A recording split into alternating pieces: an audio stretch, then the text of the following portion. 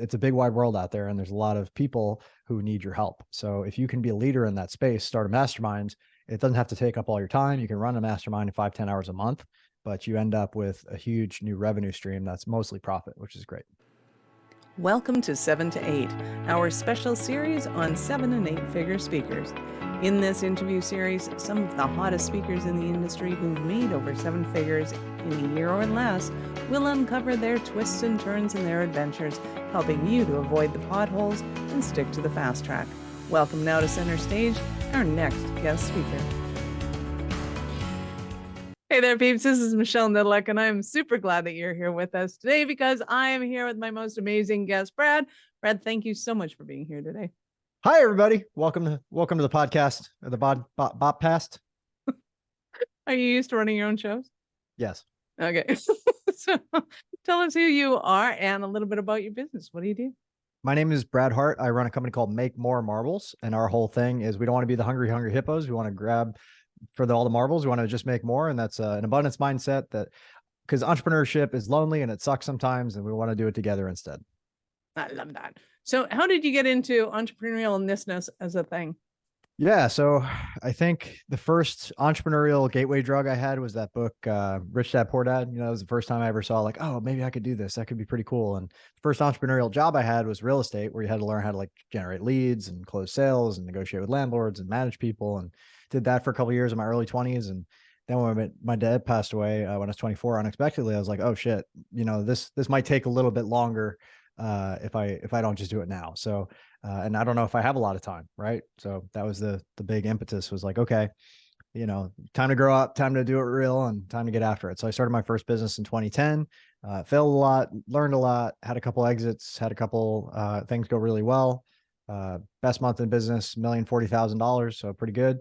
And very excited to share some of the lessons and failures and brain damage along the way. So I think what we do now, that's, if you want me to focus, she mentioned before the podcast, if you're a biodiverse entrepreneur, pick a focus. So we're going to talk about mastermind groups today. That's what I'm known best for. I'm the mastermind guy. I've been a part of 50 mastermind groups. I've started 15 of my own, best-selling book, worked with Tony and Dean, all this cool stuff, top affiliate, that kind of stuff. So masterminds are great. Awesome. And for those of us who have been living under a rock for the last 20, 30, 50 years, who's Tony and Dean? Tony Robbins and Dean Graziosi are two gentlemen who go on the internet from time to time, and they talk about things like abundance and building the life that you want and having success, but not fulfillment, and how that can kind of suck sometimes. And having gone through that myself, and having his book on my shelf for literally 8 years before I did anything about it, it's called Shelf Help. If you haven't heard of that, it doesn't work very well.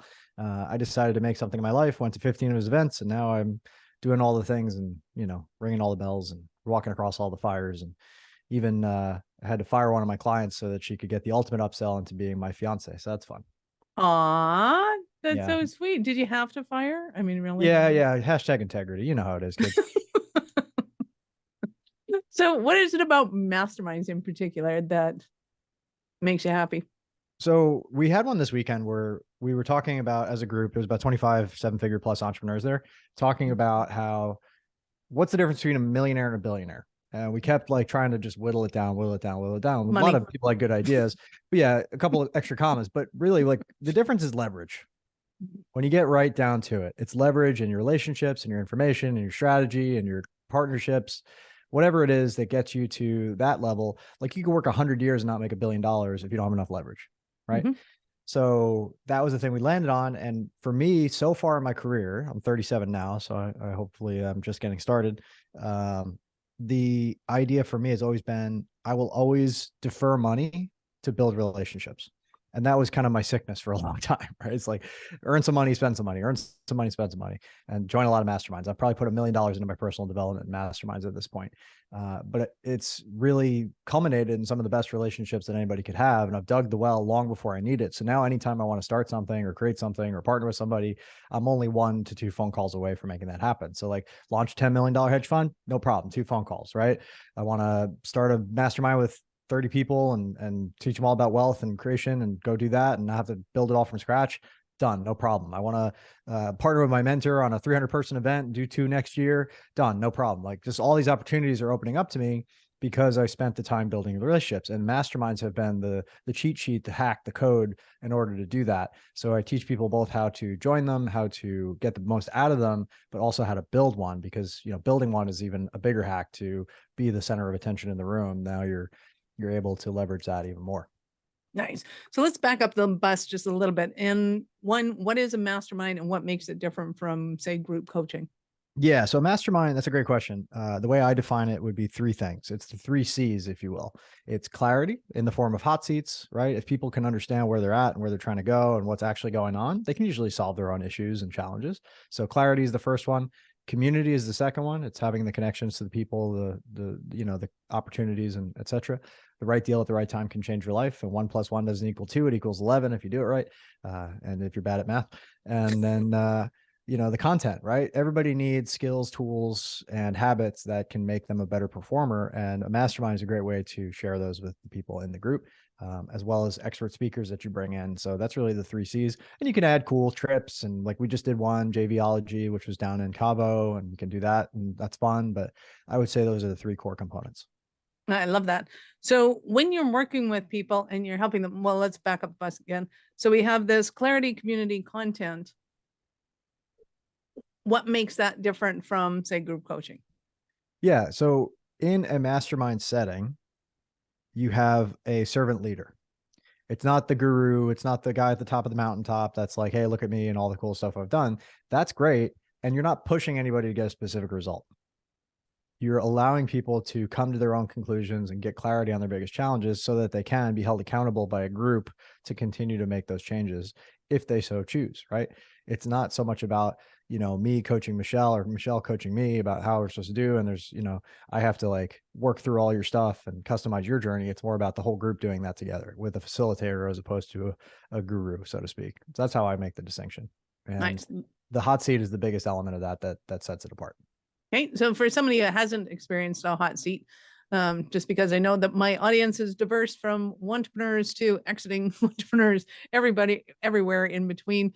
You could have somebody that's been in business for 20 years as running a legal office, but they've never done a hot seat before. So define a hot seat and how that fits into. So a hot seat, let's say we have 10 people sitting at a table and one Yep. person's on the hot seat, and you have a facilitator, and the person might start off with, hey, I'm grateful for X or Y or Z. So why start with gratitude? Well, otherwise you're going to go right into the problem, and you're going to bring problem energy to the problem. By starting off with gratitude or celebration, you bring solution energy to the problem. So it sounds woo and weird, but I've tried it both ways. It works way better when you start off with gratitude. So that's thing one. Thing two is, what's your problem? What's your challenge? What's your thing you're trying to move on faster?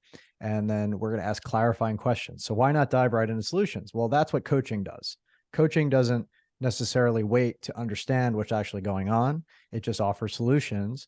With a mastermind, you have a lot of smart people in the room that want to help, but we need to be really clear on what's actually going on. We have to resist the urge to coach until everybody in the room is clear on what's actually going on. That's actually the most important thing on the hot seat. If we get no solutions, that's fine. We can move on, go to the next hot seat, and have people follow up at the end. But getting clear on what's actually going on, a well-defined problem is half solved, as Charles Kettering said. So that's the number one outcome of a hot seat. If you still have time after you have clarity, then you move to suggestions or declarations of what you're going to do next. And then people can keep accountable to that, either through leverage, like a charitable donation, or declarations by saying, hey, I'm going to do this out loud, or both.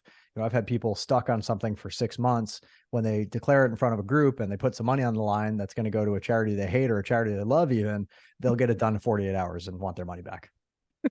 Okay. So who do you work with the most? Like, who's your ideal client for this? Yeah. So these are typically entrepreneurs generally, but specifically coaches, consultants, leaders, speakers, authors, experts. But, to your point, a lawyer could do this, a dentist could do this, and they have. I know one of the top dental podcasts called Shared Practices is a friend of, so my fiance's best friend's husband. So we get to go on mandates together every once in a while. And they're doing awesome with podcasts for dentists, teaching them all the ins and outs of how to run their dental practice, how to do roll-ups, how to, do dentures and all these cool things, add value to their business. And they'll do masterminds with 50 or 100 dentists like 3-4 times a year, and they're paying real serious money for it. So it's a huge profit driver in their business because you're sharing the information about what's working best instead of most industries, like I said, make more marbles, are trying to be the hungry hippos and grab for all the marbles. And I don't want to share my secrets. You could actually make way more money and have way more fun and make way bigger impact if you just share what the hell's working. Because if you're working over here in Phoenix, you can go over to Raleigh, you can go over to Maine, you can go over to Florida, you can go over to Seattle, San Diego, and teach those people in that local market the same stuff you're doing that's working really well and crush it. And it's a big wide world out there, and there's a lot of people who need your help. So if you can be a leader in that space, start a mastermind. It doesn't have to take up all your time. You can run a mastermind in 5-10 hours a month, but you end up with a huge new revenue stream that's mostly profit, which is great. Nice. Love it. So things that people discuss in masterminds, it doesn't just have to be how to build your business. It can be, how to put on an oral dam faster, better, easier.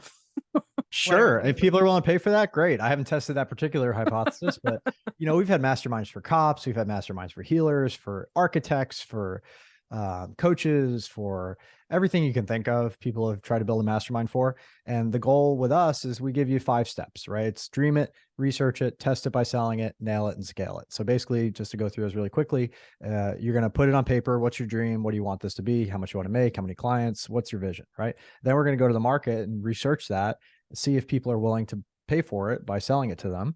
And only if they are willing to pay for it by selling it to them, now we actually do a little beta run. We get our case studies, our objections, our stories, our testimonials, all the bits and pieces for marketing so that we can then go to scale. And there's a lot of ways to scale it, but the mastermind becomes the key profit generator in the business versus a book or a course or a membership or even coaching one-on-one, which is brain damaging to say the least. So this is a really good way to leverage your time and impact and make a lot of money. Nice. So if somebody's thinking, hey, I could totally do this, the immediate thought that I'm thinking they might have is I can do this with my peers and teach them what I know and, start brainstorming among that. I could do it with my clients and have some things there. Are there any other places that I could think about bringing a group of people together to do a mastermind? Yeah, other people's networks, because you want to learn. So if I want to get paid to learn something that I have no expertise in, let's say I meet, this is a real story, Michael, who's a coach I met at JVology, right? And he had spent 6 months in Bali building an e-commerce business that was making 100K a month, and he was working like 5 hours a week. So he really had the 5-hour work week. And I'm like, what do you do the rest of your time? He's like, oh, I, sail around on my boat and I hang out at Roche Harbor and I, do what I do. And, my power glider and all this cool stuff. And I'm like, oh, that's pretty interesting. Teach me what you got, going on. I'd love to learn. And he's like, well, I could teach you, but I don't really coach. Oh, why don't you give me $30,000 and we'll do that. And I'm like, okay, I could pay $30,000, but here's the thing. Let me ask you, do you have more people that want to learn this from you? Yeah, I share about it all the time. People want to learn. I have hundreds of people that want to learn. Okay, great. Do they all have $30,000 to invest in your coaching? No. Even if they did, would you want to coach all of them individually? No. I built this business, so I wouldn't have to do this all the time. I say, great. Well, I'm an expert at something too, which is building masterminds so that you can teach these people in a leveraged format and get more money and do it in less time and have them get better results. Because guess what? Other people are going to ask better questions than they would. They're going to take better notes. There's going to be better connections. You can synergize resources and strengths and all that good stuff. And we ended up doing that as a mastermind. We partnered up as a JV. I went to his audience. I made the pitch. Hey, we're going to go to China and Hong Kong like he did every year. And we're going to do a mastermind. And we're going to teach you exactly how to do it and train you 6 weeks up to how to find products and what to expect when you get there. And you handle your own travel and hotels. And here are the places to be when you need to be there. And good luck. And you pay us a little bit of money and the rest is up to you. So we did that. We brought 52 people to Hong Kong and China. It paid for my trip. I got way more insights than I would have gotten otherwise. And on the back of that, I met 2 partners I was able to launch an Amazon marketing agency with. And within 6 months, we went from 0 to 75K in recurring revenue in almost no time. And then I ended up selling my share in that and moving on. But it was a much better way to approach learning from scratch than most people would do, which is try and fail by yourself. Absolutely. So what are some of the most interesting masterminds you've heard of? Some of the outliers, if you will. Yeah. So the one for cops really took off. I kind of thought it would go either way. It would be a total failure or not. And now 4 years later, Chris, who was one of my original clients in this program, has over 600 paying members. Like his first year, he got 15 out of the gate, 100 in the first year. He made more money in a month than he'd made in a year as a cop or a personal trainer, or anything he'd done before that. He was making $9 for every dollar he spent on Instagram. So it was like a really hot niche with no supply.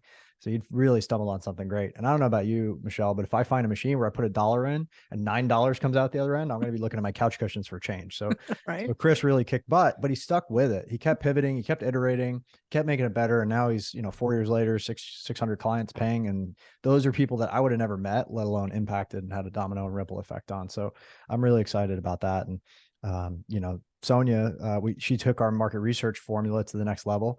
She was running a mastermind for corporate folks that wanted to transition into entrepreneurship. It was a really cool niche. She had a corporate background herself. She was living in Dubai at the time. So she's getting on her calls at like 11 o'clock and midnight, depending on what time of the year. But she just went and ran with it. Normally, if you reach out to 25 people, you say, hey, I have an offer, maybe 3 to 5 book sales calls, and you maybe get a couple clients. But she used our market research formula to go and basically say, hey, I'm doing market research for this offer. Jump on the first call, whittled that down to 20 calls, then 18 sales calls, and ended up with 15 clients. So instead of maybe 3, she got 15 paid clients out of the same 25 leads that were obviously curated and she had good relationships with, but never would have had that kind of conversion rate if she approached it the other way. So I always see these incredible breakthroughs with people that start to understand like, oh, I don't need this giant list. I don't need to necessarily meet a whole bunch of new people. I don't have to pound pavement.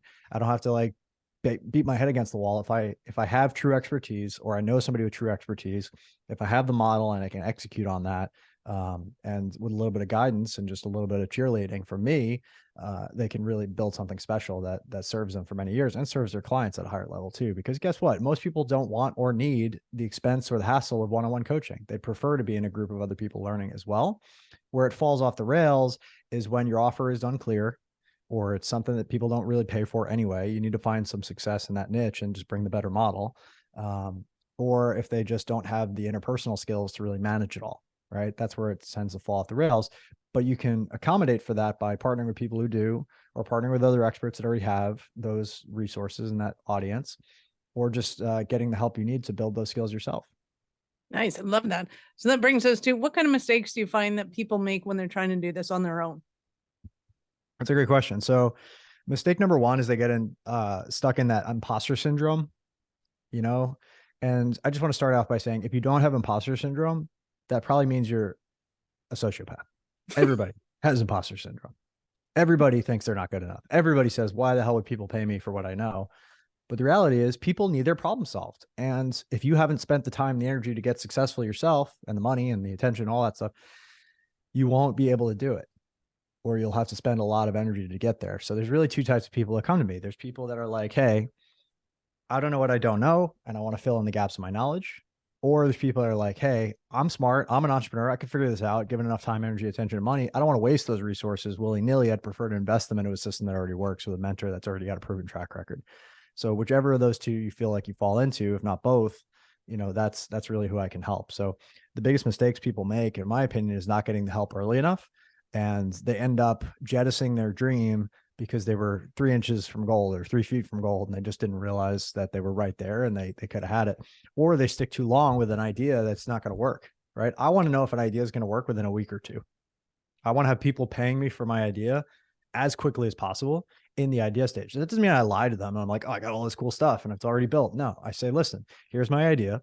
Here's what it's going to be. You're going to get X for Y, and you're going to get Y for Z, and, half the price, more attention, refund guarantee, all that stuff. And if you can't sell it under those circumstances to the first 5 or 10 or 15 people, then it probably was never going to sell at full price. So even before you do all the work and all the heavy lifting of figuring it all out and going down that road, just put it on a piece of paper and pitch it to some people. Right. So that's where we start. That's the biggest mistake, is people spend 6 months on an idea that shouldn't have made it past week 1. Very cool. Love that. So what would you say is your favorite part of your business? The impact of the clients, just seeing people like Chris and Jasmine and Christine, who just took off 2 months for her maternity leave. And she's like, it wouldn't have been possible without you, Brad. And all the nice notes and messages I get, all the people raving about, oh my God, I got a client. And, it's always fun. It never gets old. I love it. I love going to masterminds and being the mastermind guy, and everybody wants to get to know me and connect with me and find out who I know and all that cool stuff. And it's just opened so many doors in my life. I guess the favorite part for me is when somebody reads my book or does our program, and they reach out to me like, thank you. I knew it wasn't going to be easy, but you made it a lot easier, and I stuck with it and I got the results. And when they get the results, they're like, this is so worth it. Because now there's a tool that you have in your tool belt for the next 10, 20, 30 years in your entrepreneurship. journey. And there's really two types of entrepreneurs. And the ones I find are most successful, they do both of these things.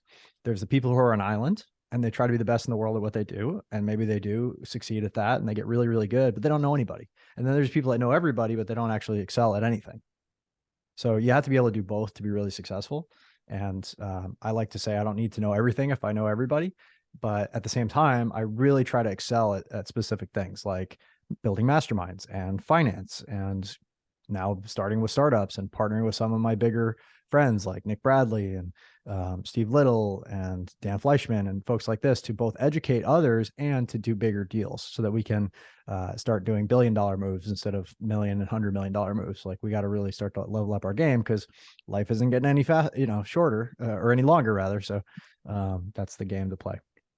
Love it. So talk to me about your book. Is it written like a how-to, or you go to the chapter that you need?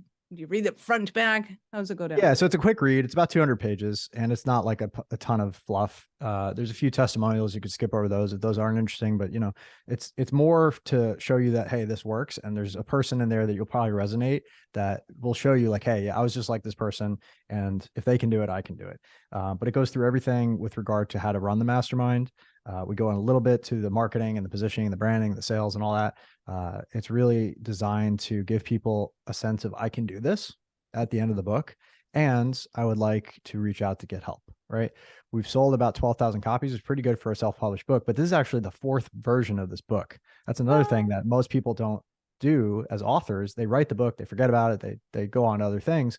I consistently get the feedback from my clients when I'm working with people. I say, oh, this could be a little clearer, or this could be that. So I have kind of a standing appointment with my ghostwriter every year or every 6 months in some cases to go through this book and make sure it's up to date and has the best information. And when I first did the book, I read every other book on the topic of masterminds, all the way from Napoleon Hill up through now. And I found a few that were okay, but none of them that were comprehensive like this book. So you can grab this at 8minutemastermind.com. There's a free plus shipping offer. I think it's $5 or $6 to get it wherever you want to go in the world. And we definitely eat that cost, but we want to make sure that you're at least a little invested so you read this and get the results, because this book is gold for that specific topic. Love it. Where'd the name come from? The 8-minute mastermind. Well, I always was a big fan of the 4-hour work week. And I was like, well, 8 minutes is even better than 4 hours, right? It turns out that if you break down 8 minutes a day into 4 hours a month, that's where you end up. So there was that. And then the subtitle is How to Travel Anywhere for Free, Solve Any Problem, and Add 100K to your business in 5-10 hours a month. And that just really spoke to me as like what masterminds have allowed me to do, which will allow you to do them as well if you follow these steps. So yeah, that's how it came from. And there's the 8-minute abs thing, right? If you can't get it done in 7 minutes, we'll give you the 8th minute free. So oh, and I forget why I actually did it. Sorry. It's the length of an average hot seat should be about 8 minutes if you're really good. All sorts of it's all over the place. Yeah. Awesome. Infinity symbol. There's a bunch of reasons. Brad Hart, 8 letters of my name. There you go. Awesome. So what are some of the stumbling blocks that somebody might be having right now in their life, in their business, and they're just, I'm fumbling, I don't know where to look. And then they hear you and they're like, oh my God, Brad, I totally need what you got. Yeah. What are they going through? This is a relationship, right? And when you first meet somebody, you might be skeptical. You might hear my voice or, listen to what I'm saying or feel what I'm feeling. And you might be like, what does this guy know about my situation? Wherever you're at, I've been there. You want to talk about addiction. You want to talk about your dad beating the shit out of you. You want to talk about your mom leaving when you were a kid. You want to talk about friends betraying you. You want to talk about getting attacked or beaten or, held up at whatever point, knife point, gun point. It's all happened and will continue to happen. And there's other people, myself included, who have been through that and come out the other side. So whatever you're currently struggling with in your business, in your life, whether you're a business owner or not, like it's really, you're on the path right now. And you might be at a low point in the path, but that doesn't mean that the path is always at a low point. You just can't always zoom out and see everything that's going on in your life. And you can't see where you might end up if you just keep going on the path. So my first piece of advice would be, when in doubt, zoom out and realize that your life is a long time. It's not forever, but it's a long time. And most people way overestimate what they can do in a year or a month, but they way underestimate what they can do in a decade. I only really got serious about business when I was 24 years old. I'm 37 now. It's 13 years. And I've made insane leaps and bounds past wherever I thought I could be. And I'm so grateful that I stuck with it, because if I knew how hard it was going to be before I started, I probably would have never started. But there's a lot of grace in that too. Like God gives you an opportunity to just meet the challenges you're capable of meeting right now, and will never give you a challenge that's too big to handle without help. So look for the help, look for the grace in any situation, and just know that you're guided. Know that you can trust in the universe. And as long as you show up and do the right thing, you will be rewarded for that. Even if it's hard, even if it costs you in the short term, long term, that's the way to be. And conversely, if you keep taking shortcuts, if you keep screwing people, if you keep not keeping your word, and not following through or lying to people or whatever else that you're doing, that's a short-term solution, that's going to bite you in the ass again and again and again. You got to work to burn off that karma so that you can get back to a good place. Not that it's impossible, it's just harder. So the sooner you can get on track and keep integrity with your word and keep relationships as the focus and center of your attention, because all the money shit doesn't matter at the end of the day. It's about the relationships and the people you get to share it with and impact with it. Then the sooner you'll get to where you want to go. And life has a funny way of giving you back 10 times what you give out. So continue to give, continue to grow. How can I help them? What's in it for them? How can you make this better for them? It'll carry you through the darkest times. And when you talk about energy and capacity, like, where does this guy get this energy? Why is he talking so fast? Who the hell is this guy anyway? Well, my name is Brad Hart. It's nice to meet you. I wrote a book or three called 8-Minute Mastermind, 8-Minute Money Machine, The Choice. You could look them all up. And I really want to inspire you to live your best life, because I've been where you're at. I've probably been in worse places, and somehow I got through it. And by the grace of God, here I am today sharing what I've learned. And I just want to tell you to keep going. And no matter what you're going through, find other people who have gone through it and come out the other side, because they will be able to give you the advice and keep you accountable to getting to where you need to be. Awesome. So peeps, go and check out the 8minutemastermind.com. Get your free plus shipping book, go through it, dog ear it, get some of those funky little stickers, stick it all up. And what I heard was within a week, make sure that you're making calls and getting things started. You're testing your ideas. This is not a long-term game. This is short-term gain with long-term implications that can not only help you build your relationships, improve your life. It sounds to me like you got the perfect business model in there, that you can start it up from zero. You make 100 grand pretty soundly, quickly, and it can be that catapult that you need to be able to take it to the next level. Yeah. And believe it or not, there's masterminds that make $10 million a year. I've been a part of them, right? You can go as high and as big as you want of these things. But it's not where you start up, right? It's where you end up. So just start now where you're at, do what you can, learn what you can, and you'll keep growing into the person who can have whatever they want. Love it. You had given us a little bit of an indicator as to at what point in life you found out that you were that special kind of crazy enough to think that you could become an entrepreneur. But tell me more about it. When did you know that you were that special kind of crazy? I was always a decent employee, but I always hated being an employee. Hated it. I've done a million jobs. I was a bus washer, dishwasher. I was a bus boy. I worked in a bar. I attended bar. I was a waiter. I worked at a shooting range. I was a plumber's apprentice for a little while. That sucked. I got high on paint fumes and learned that shit flows downhill. Big deal, right? I worked on an ambulance for a couple of years. I worked at a court. Like, my mom used to work at the court. She always wanted me to get a court officer job where she's making $40K a year. And she didn't give that shit up until I was 26. And I finally told her, "Hey, Ma, so you know the hedge fund I started?" She's like, "Yeah." I'm like, "We made $1,040,000 this month. Can you stop bothering me about getting that civil service job?" And she finally started to get the picture of like, oh, this might actually work out. So, like, the entrepreneurial thing is always been a calling to me. And it was the only way I could see to control my destiny and choose my destiny, but it required a lot of responsibility. And what does that word really mean? It means you have the ability to respond to bigger and bigger situations that you now have capacity for. Like, I've been telling people, I've been on 3 podcasts today, actually, and 2 lives. And one of the things that happened yesterday was I had 3 really difficult conversations that either one of those conversations would have spun me out for days 10 years ago when I first started. But now it's like, I'm fine and I can keep moving. It's like you get a thicker skin, you get better at dealing with people, you get better at seeing outcomes and knowing how to work towards solutions. And things that used to really rock you are now just another thing that you did that day. So I have to imagine that as I grow in my journey and as you meet people like Elon Musk, who's getting it from every angle and every direction, running 4 companies and billions of dollars and wives and kids and all this crazy shit, you just get better and better at dealing with stuff as it shows up, and you take less of it personally. So that would be the goal, to just consistently, it's a math problem. Look at it this way: 1% better over a year. That's 365 days, but it's not 365% better because you're forgetting about compounding. If you compound 1% a day for 365 days, it's actually 3,778% better. So you're 38 times better from where you started. If you got that kind of return in the market, you'd be thrilled, but you can't do that without more risk. It's more likely you could do that with your skills, your habits, your ability to change and grow, and you could be 38 times better at something by next year. Absolutely. So why not start now and compound by 1%? Not 10%, not 100%. Don't burn out. Just stay in flow and keep growing. 1% a day. Love that. You've been absolutely awesome. Any last words for our peeps?